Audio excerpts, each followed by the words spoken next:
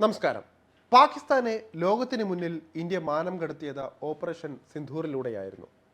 India കപ്പൽ കയറ്റി വിട്ടത് പാകിസ്ഥാന്റെ മാത്രം മാനമല്ല, പാകിസ്ഥാന് വേണ്ടി കൊടി പിടിച്ചിറങ്ങിയവരുടെ അടിവേര് കൂടിയായിരുന്നു. ഓപ്പറേഷൻ സിന്ധൂർ എഫക്റ്റ് പല വമ്പൻ കമ്പനികളുടെയും ഓഹരികളിൽ കാര്യമായി തന്നെ പ്രതിഫലിച്ചിരുന്നു എന്ന് കാണാൻ സാധിക്കും. പാകിസ്ഥാൻ കൊട്ടിഘോഷിച്ച F-16 യുദ്ധവിമാനങ്ങളുടെ നിർമ്മാതാക്കളായ ലോക്ക് ഹീഡ് മാർട്ടിൻ്റെ ഇപ്പോഴത്തെ അവസ്ഥയെക്കുറിച്ച് പറയാതിരിക്കാനാകില്ല. അവരുടെ ഓഹരികളും ഈ എഫക്റ്റിൻ്റെ പ്രഭാവത്തിൽ കഴിഞ്ഞ ഒരു മാസമായി കരകയറാൻ കഷ്ടപ്പെടുകയാണ്. പാകിസ്ഥാൻ പക്ഷം ചേർന്ന പല അമേരിക്കൻ പ്രതിരോധ കമ്പനികളും വിപണിയിൽ കിടന്ന് കിതയ്ക്കുന്ന അവസ്ഥയാണ് കണ്ടുകൊണ്ടിരിക്കുന്നത്. യുദ്ധസമാന സാഹചര്യം ഇവിടെ ഉണ്ടായപ്പോൾ ഇന്ത്യയുടെ വ്യോമ പ്രതിരോധ സംവിധാനത്തെ മറികടക്കാൻ കഴിയാതെ പാക് സേന ഉപയോഗിച്ച അമേരിക്കൻ നിർമ്മിത F-16 യുദ്ധവിമാനങ്ങൾ വീണതും നമ്മൾ കണ്ടു.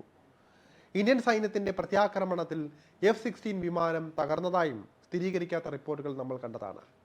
ഇതിന് പിന്നാലെ F-16 നിർമ്മാണ കമ്പനിയായ ലോക്ക് ഹീഡ് മാർട്ടിന്റെ ഓഹരി വിലയിൽ നേരിട്ടത് കനത്ത തിരിച്ചടി കൂടിയാണ്. ഇന്ത്യ പാക് സംഘർഷം മൂർച്ഛിച്ച മെയ് 12-ന് കമ്പനിയുടെ ഓഹരിയിൽ കനത്ത വിൽപ്പന സമ്മർദ്ദം നേരിട്ടിരുന്നു.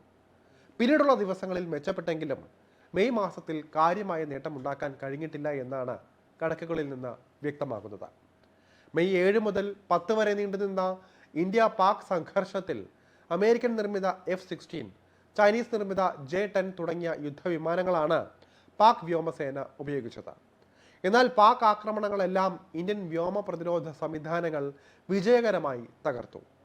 S-400 ട്രയംഫ്, ആകാശ് NG തുടങ്ങിയ സംവിധാനങ്ങളാണ് ആകാശത്ത് ഇന്ത്യയുടെ കരുത്തായി മാറിയത്.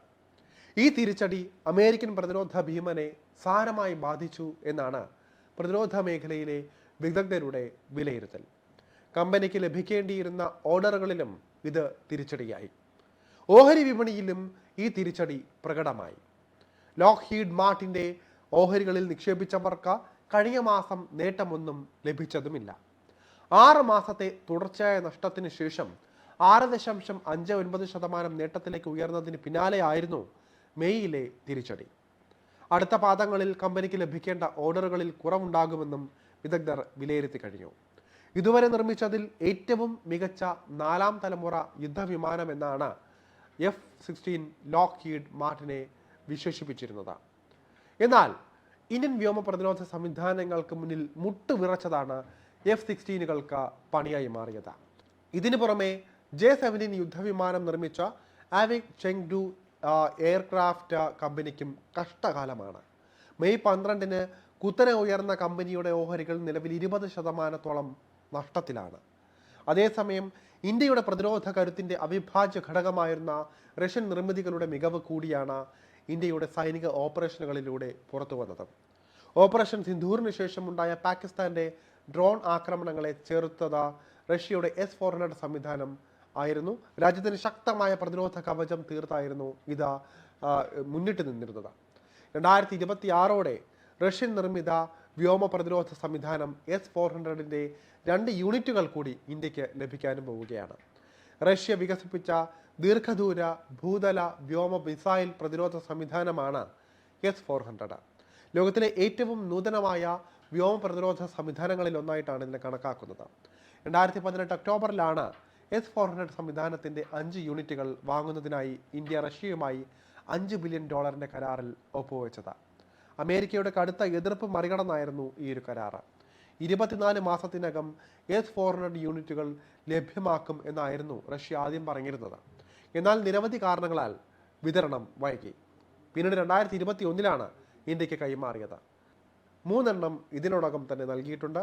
ഇനി കൈമാറാനുള്ള 2 യൂണിറ്റുകൾ അടുത്ത വർഷത്തോടെ ഇന്ത്യക്ക് ലഭിക്കുന്നതായിരിക്കും. വ്യോമ പ്രതിരോധത്തിലും ആന്റി ഡ്രോൺ സംവിധാനങ്ങളിലും ഇന്ത്യയുമായുള്ള ഉഭയകക്ഷി സഹകരണം വിപുലീകരിക്കുമെന്ന് ഇന്ത്യയിലെ റഷ്യൻ ഡെപ്യൂട്ടി അംബാസിഡറായ റോമൻ ബാബുഷ്കിൻ അറിയിച്ചിട്ടുണ്ട്.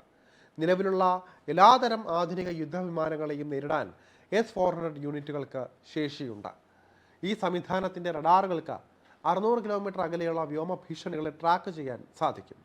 400 കിലോമീറ്റർ ദൂരത്തിൽ വെച്ച് തന്നെ ശത്രു ഡ്രോണുകളും മിസൈലുകളും തകർക്കാനാകും. സുദർശൻ ചക്ര എന്നാണ് S-400 വ്യോമ പ്രതിരോധ സംവിധാനത്തിന് സായുധ സേന നൽകിയിരിക്കുന്ന പേരും. ഇന്ത്യ തദ്ദേശീയമായി നിർമ്മിക്കുന്ന S-400 സംവിധാനവും അടുത്ത വർഷം സേനയുടെ ഭാഗമാകും. പ്രതിസന്ധി കാലത്ത് ഇന്ത്യക്കൊപ്പം എല്ലായ്പ്പോഴും നിലകൊണ്ട ചരിത്രമുള്ള സോവിയറ്റ് യൂണിയനുമായും നിലവിലെ റഷ്യയുമായും പതിറ്റാണ്ടുകൾ നീണ്ട തന്ത്രപരമായ സൗഹൃദമാണ് ഇന്ത്യ പുലർത്തി വരുന്നത്. മാത്രമല്ല, ഓപ്പറേഷൻ സിന്ധൂറിന് ശേഷം ഉയർന്ന ഡിമാൻഡിന് പിന്നാലെ ഇന്ത്യയിൽ നിന്ന് ആകാശ മിസൈലുകൾ അടക്കം സ്വന്തമാക്കാൻ റഷ്യ താൽപ്പര്യവും പ്രകടിപ്പിച്ചിട്ടുണ്ട്. നാറ്റോ സഖ്യവും പാശ്ചാത്യ ശക്തികളും ഉയർത്തുന്ന വെല്ലുവിളികളും യുക്രൈൻ ഭീഷണിയും തടയാൻ ഇന്ത്യയുടെ സഹായം അനിവാര്യമാണെന്ന് റഷ്യയും വിശ്വസിക്കുന്നുണ്ട്. പരസ്യമായി പിന്തുണ കൊടുക്കാൻ ഇന്ത്യ മുതിരില്ല എന്നത് ശരി തന്നെയാണ്. എന്നാൽ ആയുധ കച്ചവടത്തിനപ്പുറമുള്ള സൗഹൃദം ഉള്ളതുകൊണ്ട് തന്നെ അടിയന്തര സാഹചര്യമുണ്ടായാൽ ഇന്ത്യക്ക് വേണ്ടി റഷ്യയും റഷ്യയ്ക്ക് വേണ്ടി ഇന്ത്യയും ഇറങ്ങുമെന്ന് പ്രതീക്ഷിക്കാം. യുദ്ധസമാന സാഹചര്യം ശത്രുക്കളിൽ നിന്ന് നേരിട്ടിരിക്കുന്ന സാഹചര്യം കൂടിയാണ് ഇന്ത്യക്കും റഷ്യയ്ക്കുമുള്ളത്. എല്ലാത്തിനും ഉപരിയായി രണ്ട് ആണവ ശക്തികളും. ഈ രണ്ട് രാജ്യങ്ങളുടെയും സൗഹൃദം പാകിസ്ഥാനെ പോലെ തന്നെ അമേരിക്ക അടക്കമുള്ള രാജ്യങ്ങളെയും ആശങ്കപ്പെടുത്തുന്ന ഒന്ന് തന്നെയാണ്.